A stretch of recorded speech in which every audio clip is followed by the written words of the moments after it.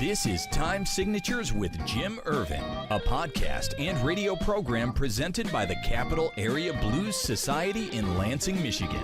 Most any contemporary musical style can trace its roots back to the blues. Time Signatures explores the blues and its musical connections with captivating interviews, lively discussions, and news from the world of the blues. You know I'm crying, baby, driving up and down these Michigan roads, yeah. And now, here he is, your host, Jim Irvin.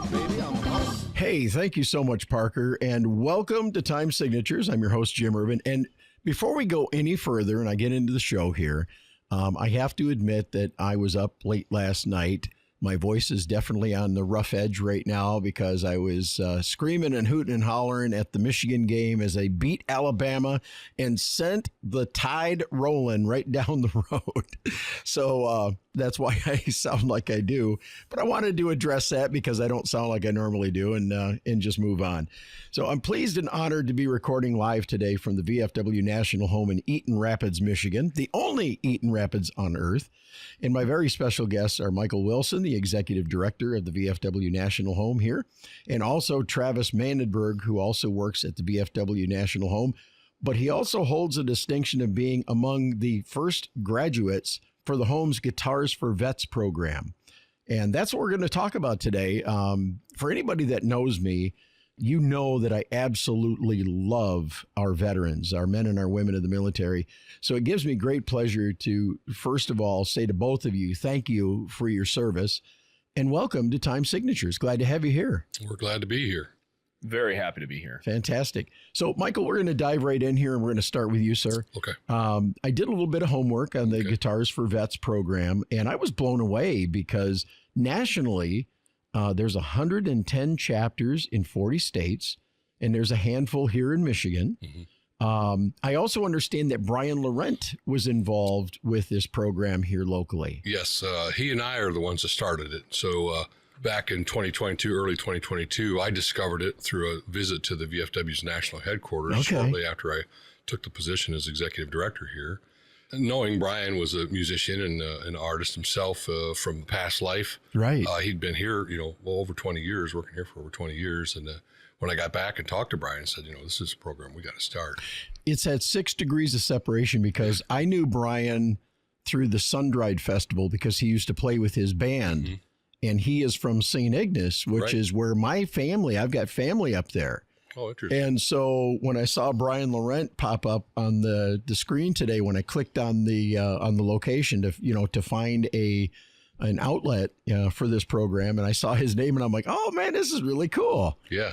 So he helped get it rolling. He helped get us started. Very, very cool. Now this was, you said, back in 2022. Yeah, 2022 was March of 2022 when I discovered Guitars for Vets through the VFW. Okay. They're a partner, and like I said, I brought it back and talked to Brian.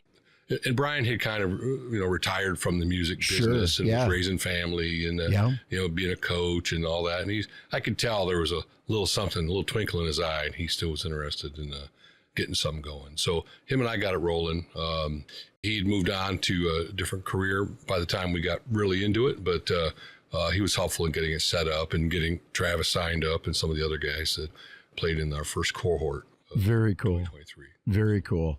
Now, this chapter's been in existence for the last couple of years. I was blown away as I was looking at some of this stuff. 50,000 lessons have been taught through this program, and over 5,000 guitars have been given to the men and women of our military. Yeah. And it's such a cool program when you look at the background of it. But I loved reviewing the list of sponsors that included Gibson Gives Foundation, the Yance Valor Foundation, also Gibson Brands, Les Paul Foundation, Three Chord Bourbon, who's got ties to the music industry, Heartland Home Health and Hospice, and as a former hospice aide, it gave my heart a little jump to see them involved in it, and so many more. But you guys have some strong partners in the program, don't you? There is. I mean, Guitars for Vets is, it's been around, I think, since 2006 or 2006, 2007. Okay. Once you see the results of the program, you really... if you get any kind of heart at all, you kind of fall in love with what it does for veterans. Yes, sir. So, and I think that's why there are so many foundations and organizations that back the Guitars for Vets program. Absolutely. And I love the fact that you guys take donations of cash as well as the hardware, the guitars and whatnot. Talk about that for a minute. I mean, do you have people locally that bring guitars and donations to you for the program? Well, I would like to tell you a very heartwarming story. Please.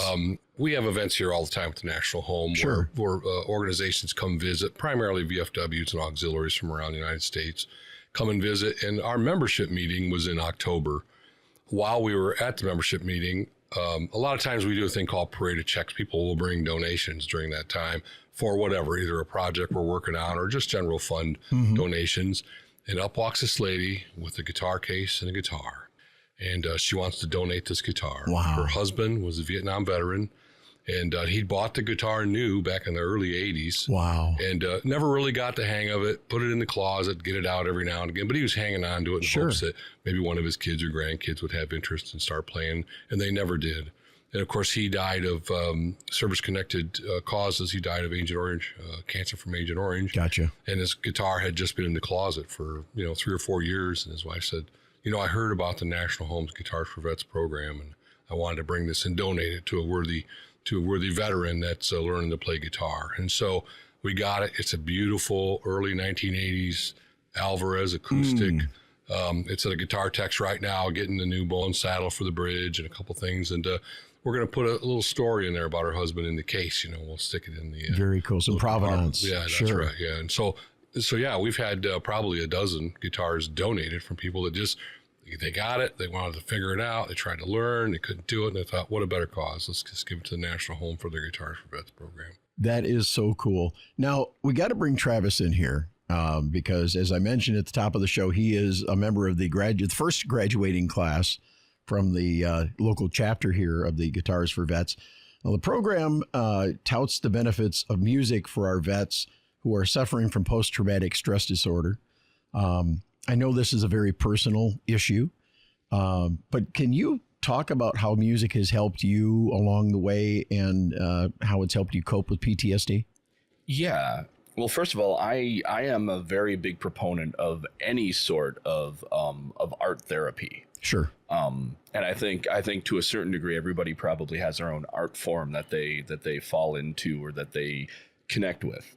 Music is a very, very big, I think it has a very big psychological impact on everyone. Sure.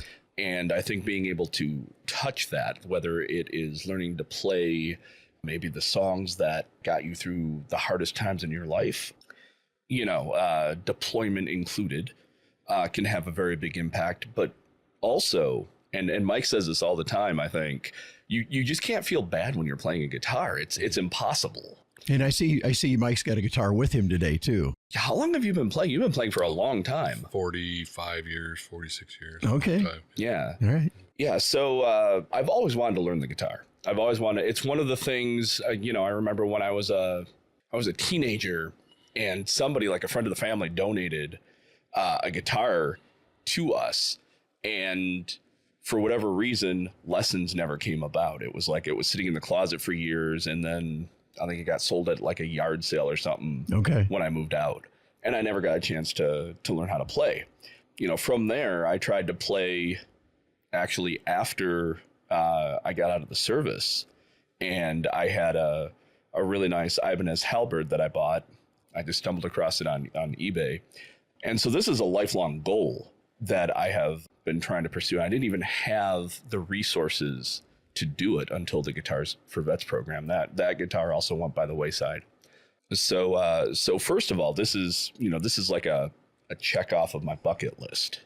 And then as for, how it helps with PTSD, first of all, everybody's PTSD, I think, is a little bit different.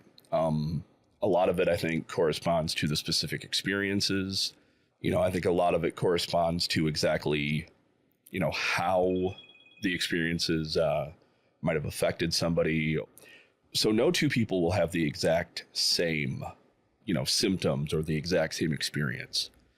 That being said, I think, kind of an anxiety or a fear is one of the overarching prevailing effects. Okay. And that can affect you anywhere. You can be talking to your boss and something comes up and you're like, I'm not prepared for this. And all of a sudden you just kind of freak out and you're trying to handle it, or, maybe you're just out at a restaurant and you think that you're having a very straightforward conversation, and then somebody comments that you're watching everybody walking around.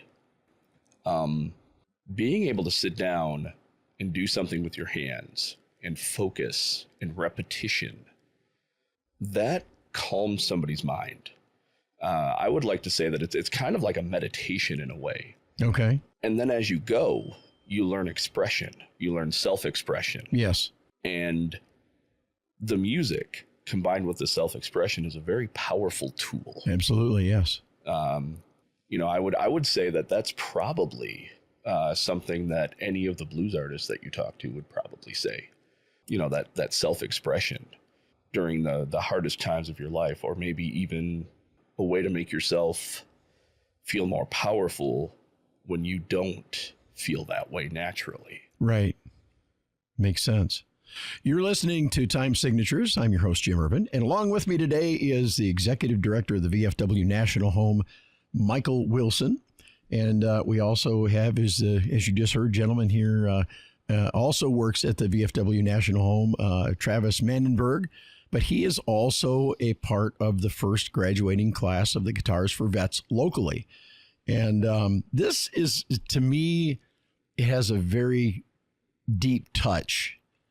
Okay, because as I said, I have a deep passion for the veterans and the people that have served our country as they have. And to see people that can benefit from a program like this is absolutely wonderful. I think that Travis reached out and mentioned that, the expression of music and different things to help get through PTSD. Very, very important. Now, I know that they accept stuff nationally. We already determined that they accept guitars here locally. I would assume you also take cash donations and whatnot. We absolutely do. Our Guitars for Vets chapter hasn't done any fundraisers in the past, but what we want to do is we want to do fundraisers for Guitars for Vets. Sure. And so, they do so much for us. I mean, literally, they loan us the guitars that the students learn with, and then each student that graduates gets a free guitar. Right. And I'm sure they get a number of those donated too, but they've still got to operate. And so they've got a pretty massive operating budget. And just in speaking with some folks at Guitars for Vets, they're falling a bit short of their fundraising goal for the year. And so I want to take an opportunity for our chapter to do some fundraising, either through, getting a donated guitar and raffling it off, or maybe we'll do some kind of a concert or jam session out here and charge some admission. But man, wouldn't that be cool? I would love to see something like that. Well, you and I will be talking, because that's, I really think that's something we'll be doing in the summer this year, is putting together a little jam out here and feature a couple of our students and get a couple of local acts to come out and play. And, I got something I want to talk to you about after we get done here. Right. I'm getting the wheels turning already. Good. And I'm excited about that. So that can actually be a great warm-up for our 2025 100th anniversary. Yes. So, we turn 100 in 2025. That's crazy. That's so exciting. Guitars for Vets, as far as I'm concerned, is going to be a part of the main stage of that. And sure. So you and I will have to rub our brains together and see what we can come up with for something for 2025. And and we're definitely going to have to keep in touch, because I want to be here when you have the celebration. I think that'd be so cool to see. Great. Now, I was nosing around the Guitars for Vets page. Now, do you guys take items other than guitars locally? Because I see they take a little bit of everything, bass guitars and acoustics and electrics. We would take ukuleles, bass guitars, whatever. I mean, because we also want veterans to explore that. Sure. You get the basics of a 6-string guitar, and we actually have a night during the 10 weeks of class where we bring in a 12-string and a mandolin, and somebody brought a cigar box guitar, 3-strings. Those are cool. They are cool. Yeah. And so I can't remember, Travis brought in an electric guitar, and so we had a little bit of everything so people could just see maybe a 6-string acoustic isn't their gig. Maybe they would rather play, but it's all things strings. And so there's usually one of the 3 instructors here can play any one of those instruments. And so if somebody wants to, they have to graduate Guitars for Vets with a 6-string, but by exploring some of them other stringed instruments, they may find something they want to try and do something different. So we'll accept any kind of stringed instruments, accessories, guitar straps, picks, strings, any of that kind of stuff. And so we'll use it all. So. Now, in talking to Travis, I know he's got a little bit of the blues in his repertoire. He likes the blues. What about you, man? Oh, man, it's my past. Is it? Yeah. another story, if you don't mind. Please. I was a rocker. I was that's a 70s. What this is. That's what this show's about. You know? Okay. It's all about history. the blues. All right, good. 70s. Grew up in the 60s and 70s with rock and roll, and and I knew there was a little blues and rock and roll. I didn't know much about it, but I had a brother-in-law that was a big blues fan. As a matter of fact, he was a harmonica player, and he could sit in just about anywhere with his harmonica. Right. And he come over and visited my sister one night. She had to go to work, and he said, "Well, let's go to the drive-in." I don't know if you remember drive-ins. Oh, yeah. But I said, "What's playing at the drive-ins?" He says, "A movie called The Blues Brothers." And said, gosh. I'd love to go see that, So I ride with him in his old '67 Chevy pickup truck, 2 lawn chairs and a cooler full of whatever. And we get to the drive-in, and sure enough, he knows 80% of the songs that are being played during this movie. Wow. And by the end of the movie, he's standing on the tailgate, and we backed up the hill, and was facing the tailgate, facing the music. And he's standing on the tailgate playing Shake Your Tail Feathers, or one of the songs in that. And nobody's watching the movie. All the cars around us are watching him. That's playing cool. harmonica. And I was like, what is this thing you play? It's the blues. It's the blues. And so from then on, I was a SRV, Eric Clapton, more modern blues. Sure, and then the further I grew into it, the more I learned about Robert Johnson and some of the older blues players. And then just fell in love with the blues. And then, I was playing the 6-string back then, but I was a country boy. Okay. So I liked playing country songs. Grew up with bluegrass with my parents. But then I started learning a little 12-bar and figured I could hold my own with some 3-chord, things. And so then I started playing the blues. And so I like playing the blues. Love playing the blues. Love seeing the blues. Beautiful. Love all of it. So we'll have to talk about that too. We got all kinds of things to talk about. Right, yeah. Matter of fact, when we're doing lessons, my son and my buddy plays, and they're all teaching rock, and I'm trying to edge us towards the blues. Yeah. I want these guys to walk away with some blues influence. Absolutely, man. I actually have, I don't know if I have it on my phone with me, but I have some video of your son shredding on that Matchbox guitar that got brought in. Oh, yeah, the guitar box, Yeah, that's cigar cool. box, It had pickups on it. He plugged into his amp, and he was shredding on a Matchbox guitar. It was amazing to see. Yeah. That is so cool. He's very good. Travis, I wanted to have you speak to something, if you can, here for me. Obviously, you've been a beneficiary of the Guitars for Vets program. Say there's a vet out there listening right now that maybe feels like they could use or benefit from some kind of musical therapy in their life. What would you recommend to them? Oh, man. You're going to get me all emotional here. That's what this is about, brother. When I graduated from the class, the big feeling that I had was that I did not deserve the guitar. I wanted to pass it out and actually donate it back to the program. And it wasn't because, I didn't like it. Like you can see I have an electric here. Sure. Right? And the guitar that they gave me was an acoustic, and it wasn't because I didn't like it. It wasn't because I didn't want it. I didn't feel like I had earned it. So here's the thing. This program is put together primarily by vets, or at least that's I didn't do the research, but by vets and for vets. Mm-hmm. Okay. We understand each other. We understand each other probably more than anybody else can understand us. Yes, sir. Anybody who's listening, you will absolutely benefit from this program. You absolutely deserve the chance to participate in this program. We want you to, whether it is just to experience what it's like to play a guitar for, the first time in your life, or if, you need it as a way to help you process things. It can do all of that. So, if you're in an area that has it, that has a Guitars for Vets program, seek it out. And I would also like to say, if there's anybody who has, resources, maybe teaches guitar or something, and you want to find a way to give back, this is a great way to do it. And I will say that absolutely any veteran that you interact with will appreciate. If you're a guitar teacher, a guitar shop owner, whatever, please reach out to the program. What's nice about the Guitars for Vets program is that you don't have to need to learn to play the guitar to be in the chapter. If you're a novice guitarist and you just want to join the chapter and be a part of the group of people that play, you can do that. You can be you don't need the 10 lessons. Maybe you've got some guitar skill, Sure. And you just want to be a part of the chapter, join the chapter. And so, we all learn from each other. I mean, it's, veterans learn from veterans, guitarists learn from guitarists, and, and so everything's technique and you can be a part of the chapter. You don't have to go through the 10 lesson program if you already know how to play the guitar. So we wouldn't want somebody that flies a jet airplane have to learn how to fly a plane. So, but also we don't want to bore anybody with, because a lot of us are novice guitar players, and so all just trying to figure it out together. But yeah, I would say the same thing as Travis said. If you're a veteran and you want to know more about playing guitar, you want to know more about stringed instruments, you want to meet with people that like that too, then you've got patience, because some of it takes patience. Sure. Oh, yeah. Yeah, call us up, be a part of the chapter. Well, if you're listening and you want to donate to this very worthwhile cause, let me give a little bit of information here. You can make a phone call to make a donation. Their number is 855-448-4376. That's 855-G4V-HERO. You can also send donations to the Guitars for Vets Processing Center. The address is 13400 Bishops Lane, Suite 120 in Brookfield, Wisconsin, 53005.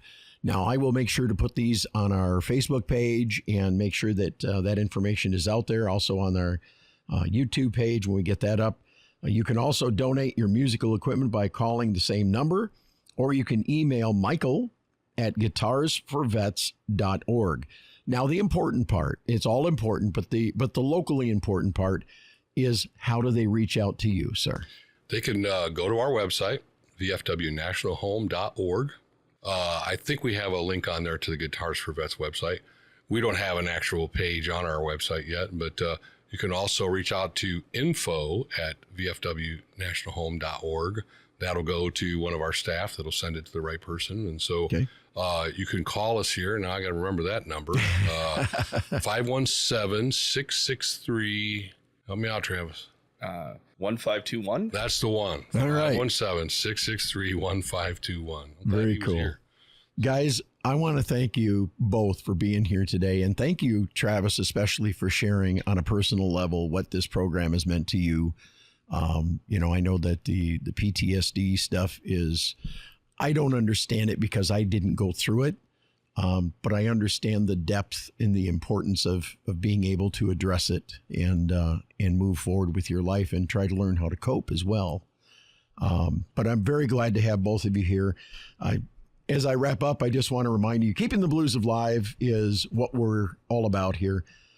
Preserving the history of the blues, one story at a time. That's my mission. And so until next time, be well. And we will see you on the next edition of Time Signatures.